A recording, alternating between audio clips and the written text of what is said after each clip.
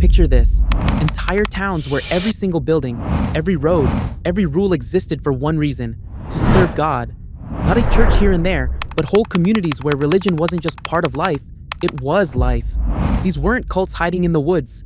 These were full-blown towns with factories, schools, and thousands of people living under strict religious rules that would make modern Americans lose their minds. From groups that banned marriage to communities that shared everything, including spouses, these forgotten towns rewrote the rulebook on what it meant to be American. Most people have never heard of them, and honestly, that's probably because what happened in these places was so bizarre that history decided to quietly sweep them under the rug. But here's the wild part: some of these towns are still standing. Number 10, Bethlehem, Pennsylvania. When you think of Bethlehem, you probably think of Christmas cards and nativity scenes. But the Bethlehem in Pennsylvania had a different vibe entirely. Founded in 1741 by Moravian missionaries, the church owned everything: the houses, the businesses, even people's jobs were assigned by religious leaders. The Moravians divided the entire town by age, gender, and marital status. Single men lived in one building, single women in another, and church elders decided who married who. What made Bethlehem different was their success. They built America's first waterworks and established successful industries. But by the early 1800s, young people wanted freedom, and the church's grip weakened. Number 9, Old Salem, North Carolina. Down in North Carolina, another Moravian community built their version of paradise. Old Salem, founded in 1766, was a theocracy in the truest sense. Religious leaders controlled everything from what you could sell to who could even live in the town. Church elders had to approve you before you could move to Salem. They decided what job you'd have, where you'd live, and who you could marry. Salem actually made serious money. Their products were top quality, and people from all over the South came to buy from them. By the mid-1800s, Salem merged with a neighboring town to become Winston-Salem. Old Salem still exists as a living history museum. Number 8, Aurora, Oregon. Aurora, Oregon, founded in 1856, was started by William Keel, who believed in Christian communism. Everyone shared everything. No private property, no personal wealth, just one big religious family pooling their resources. Keel ran the show like a benevolent dictator, making all major decisions while preaching that material possessions distracted from godliness. Aurora became known for their furniture, textiles, and hospitality. But Aurora had a fatal flaw. It was built entirely around William Keel's personality. When he died in 1877, the whole thing collapsed. By 1883, the colony officially disbanded. Today, Aurora is just a small Oregon town, but a few of those original communal buildings still stand. Number 7, New Harmony, Indiana. New Harmony has the distinction of being a religious utopia that failed twice. First, the Harmonists, led by George Rapp, bought the land in 1814 and built a thriving community based on celibacy and hard work. Rapp convinced hundreds of followers that Jesus was coming back soon, so why bother with marriage and kids? The Harmonists turned the Indiana wilderness into a prosperous town. But in 1824, Rapp suddenly decided to sell everything and move back to Pennsylvania. His reasoning? The town was becoming too successful, and success was making people less focused on God. Enter Robert Owen, a Welsh industrialist who bought the entire town and tried turning it into a secular utopia. That lasted about 2 years before falling apart spectacularly. Number 6, Amana Colonies, Iowa. The Amana Colonies are proof that sometimes religious communes can adapt and survive. Founded in 1855 by German pietists, Amana was actually 7 villages working together as one big religious corporation. Everyone worked for the community, ate in communal kitchens, and attended church services that could last for hours. Life in Amana was structured down to the minute. The elders made all major decisions, and members owned nothing individually. But the Great Depression hit them hard, and in 1932, they reorganized as a corporation, gave members private property, and separated church from business. Today, the Amana Colonies are a tourist destination famous for their restaurants and wineries. Number 5, Zoar, Ohio. Zoar, founded in 1817 by German separatists, started when about 200 people pooled their money, bought land in Ohio, and created a communal society where everyone shared equally in the work and profits. Initially, Zoar's members even practiced celibacy, but after a few years, they realized that was completely unsustainable. What they kept was the communal ownership model.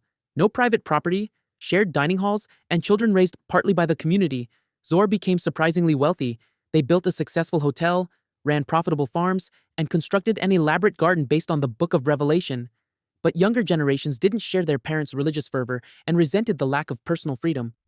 By 1898, the community dissolved and members voted to divide up the property. Today, Zoar is a historic district where you can tour the preserved buildings. Number 4. Economy, Pennsylvania. Remember those harmonists who abandoned New Harmony? They ended up in Economy, Pennsylvania, where George Rapp led them for another round of celibate communal living. Founded in 1824, Economy became the Harmonists' final and most successful settlement.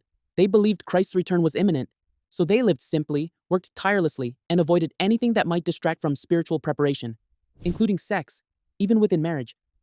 Somehow, this approach led to massive financial success. Economy's industries generated serious wealth. But there's a dark side.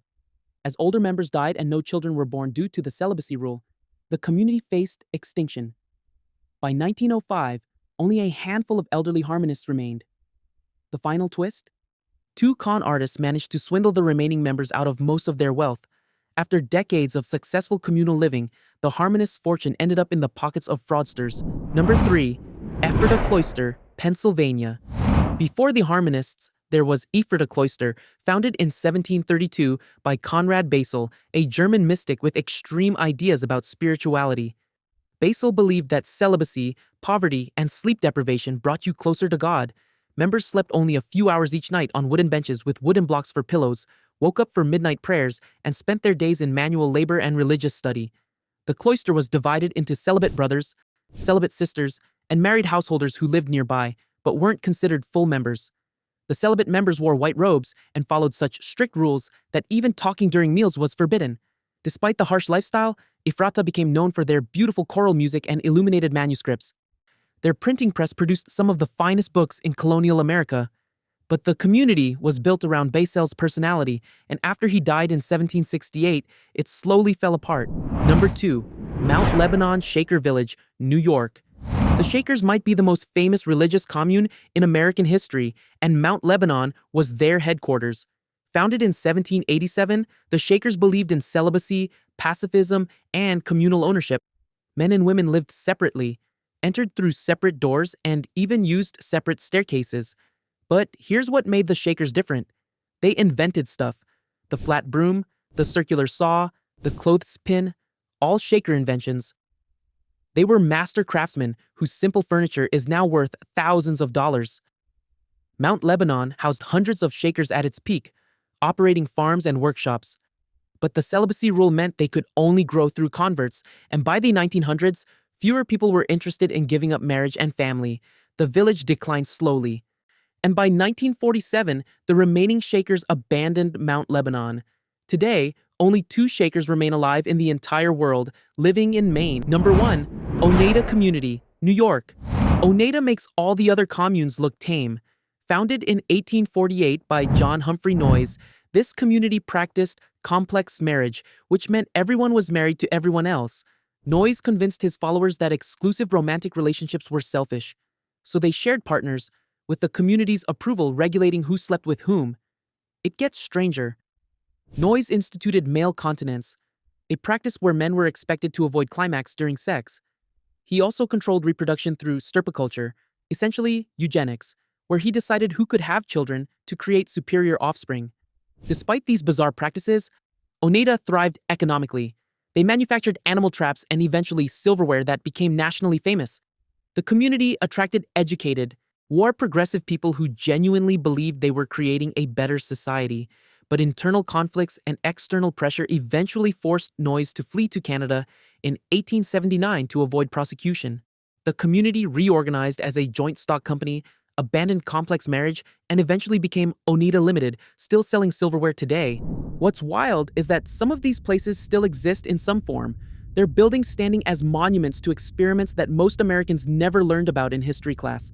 And the question nobody wants to ask, if these communities could convince thousands of people to give up everything for faith back then, what's stopping it from happening again right now, just with different beliefs and maybe better marketing?